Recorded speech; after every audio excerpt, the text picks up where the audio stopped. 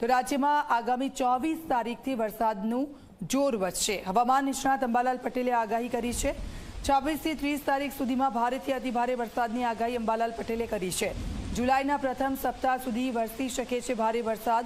નર્મદા, સાબરમતી, તાપી સહિતની નદીઓમાં ઠલવાશે નવા નીર।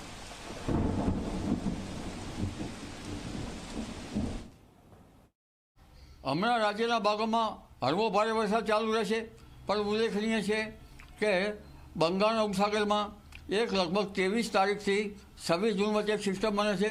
ત્યાર પછી પણ એક સિસ્ટમ બનશે। બંગાળનો ઉપસાગર સક્રિય રહે છે, જેના લીધે હજુ ગુજરાતમાં ભારેથી અતિ ભારે વરસાદ થવાની શક્યતા રહેશે। કેટલાક ભાગો જળબંબાકાર બની જશે।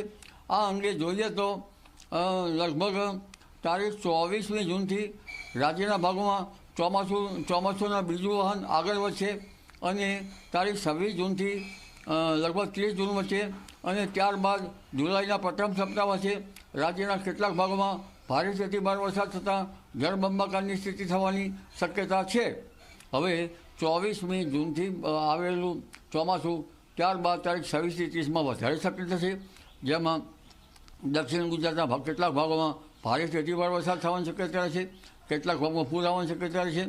આ ઉપરાંત પૂર્વીય મધ્યપ્રદેશના ભાગમાં આ વહન પહોંચતા લગભગ પંચમહાલના ભાગો અને કેટલાક મહીસાગરના ભાગોમાં પણ ભારે વરસાદ થશે।